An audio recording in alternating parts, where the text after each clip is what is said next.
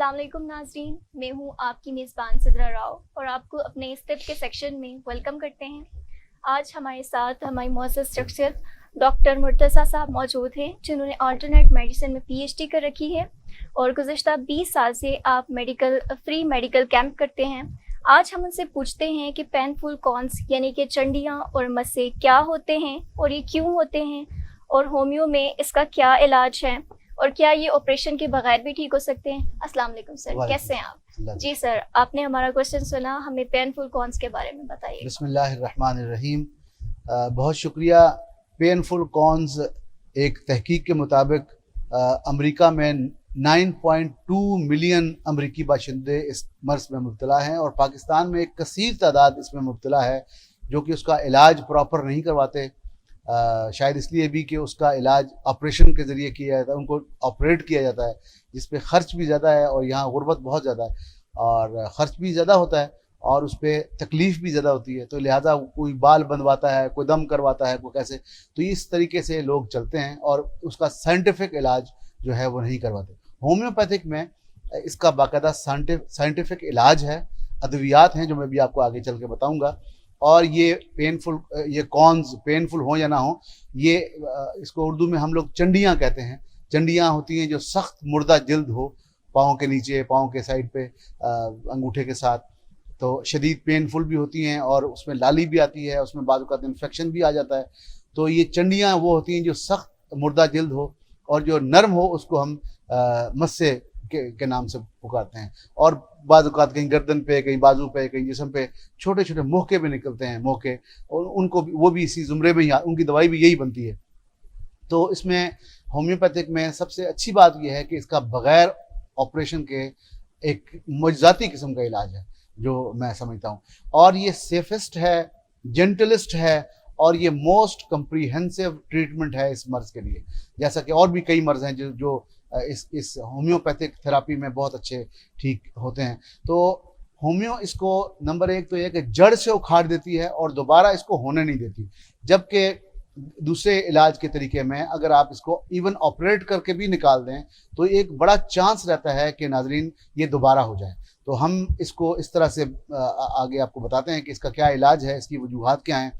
तो ये जो है, जैसे मैंने कहा कि it can create infections and ulcers also.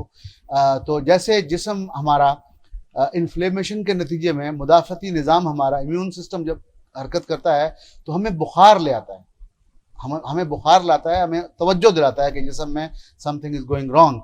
इसी तरह से जो हमारी जो नाजुक जिल्द है उसकी हिफाजत के लिए जब हमारा जिस्म रिएक्ट करता है तो वो कौन और ये चंडियाँ या मस्से ये खुद पैदा कर देता है, और वो पैदा तो करता है उस जिल्द को बचाने के लिए, लेकिन बहरहाल उसके जैसे हमें एलर्जी होती है तो इस तरह से वो हमें तकलीफ़ का बायस बनता है। वजूहात इसकी हम नाज़रीन आपसे शेयर करते हैं।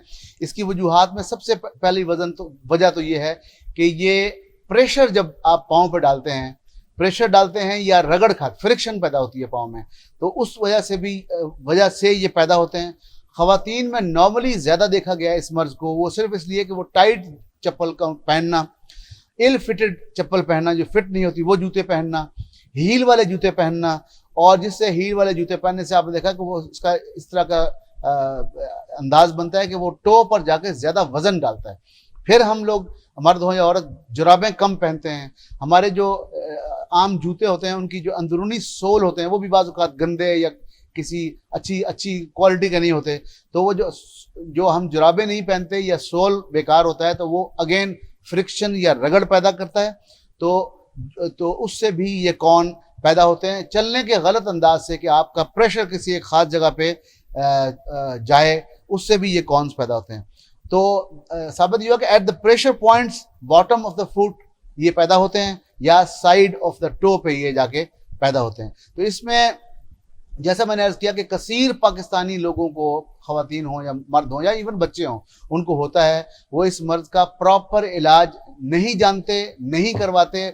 ये बाल बनवाना, दम करवाना, इस तरह के ठीक है सब करते रहे, लेकिन जो इसका साइंटिफिक इलाज है, दो ही इलाज हैं। एलोपैथिक तरीक़ेकार में इसको ऑपरेट करके इसको ख़त्म किया जाता है, निकाला जाता है, और होम्योपैथिक इलाज में इसकी दवाई दी जाती है जो कि इसको जड़ से उखाड़ती कुछ वक्त में, चंद दिनों में, ये विदिन हफ्ता 10 दिन ये ये अमल वो दवाई खानी पड़ती और ये अपनी जड़ से निकल जाते।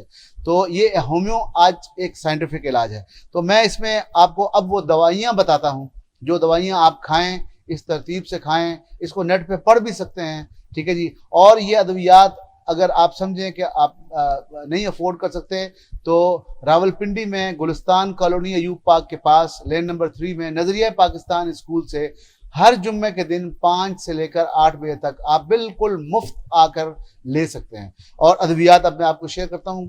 3 अद्वियात ऐसी हैं जो आपने बाजार से लानी है। जर्मन की लें, बहुत अच्छी बात। अगर लोकल कंपनी की लें तो भी कोई ऐसी बात नहीं, वो भी उतना ही काम करती हैं और मिकदार में वो 3 गुना होती हैं। जो भी दवाई लाएं उसमें पहली दवाई का नाम है थूजा, THUJA, थूजा। इस थूजा की 1 M पोटेंसी लानी है या 1000 पोटेंसी लानी है, उसकी एक छोटी सी बोतल वो आप लाएंगे। दूसरी दवाई का नाजरीन नाम है एसिड नाइट्रिकम, वो आपके टीवी के स्क्रीन पे चल भी रहा होगा, दवाई का नाम भी चल रहा होगा, दवाई की बोतल भी हमारे लोग आपको दिखा रहे होंगे। एसिड नाइट्रिकम 1 M में या एसिड नाइट्रिकम 1000 में दूसरी दवाई ये है। ये भी आप जर्मन या लोकल कंपनी की परचेज करके कहीं से लाएंगे। और तीसरी दवाई का नाम है antimonium crudum, antimonium crudum 1 M में या 1000 में। ये तीनों अद्वियात, यानी कि मैं दोबारा बोलता हूँ, थूजा 1 M में, एसिड नाइट्रिकम 1 M में और एंटीमोनियम क्रूडम 1 M में, ये आप लाएंगे। इन तीनों को मिलाएंगे और मिलाने के बाद इसको 10 दफ़ा शेक देंगे ताकि तीनों दवाइयाँ आपस में मिल जाएं। तो ये आपने ज़्यादा तकलीफ है तो पहले दिन 2-2 घंटे के वक्फे से 3 खुराक लेनी है, उसके बाद हर 3 से 4 दिन के बाद 1 खुराक लेनी है और मैक्सिमम डोजेज जो आपने लेनी है 5 से 7। वो भी हमसे मशवरा भी कर सकते हैं।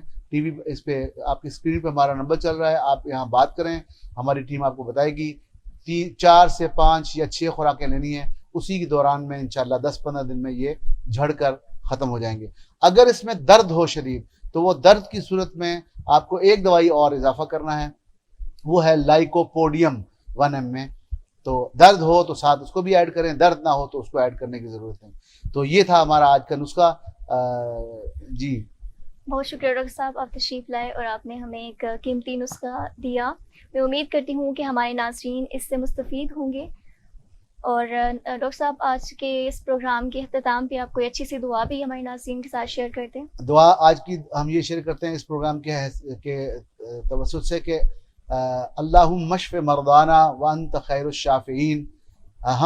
मैं बार बार ये कहता हूँ, मैं अपने हर प्रोग्राम में ये कहता हूँ कि अल्लाह के नाम पुकारना, हमें लोग सिखाते हैं कि अल्लाह के नाम पुकारें, ज़रूर नाम पुकारें, बार बार पुकारें, हज़ारों बार पुकारें, लेकिन जब अल्लाह से बात करें तो अल्लाह कहता है कि उदऊनी अस्तजिब लकुम, मुझे पुकारो, मुझसे मांगो, मैं जवाब दूंगा, मैं दुआ कबूल करूंगा। तो हम डायरेक्ट मांगें कि अल्लाहुम्मा मशफ़े मरदाना, ए परवरदिगार, ए हमारे अल्लाह, हमारे मर्ज़ों को शफ़ा अता फरमा, व अंत खैरुश शाफ़ीन, और तू बेहतरीन शफ़ा देने वाला है। तो ये दुआ भी आज का तोहफ़ा है। तो आप जब भी दुआ मांगें, पूरी दुआ मांगें। जी नाज़रीन, इसी के साथ अपनी मेज़बान सिद्रा राव को दीजिए इजाज़त। अल्लाह हाफ़िज़।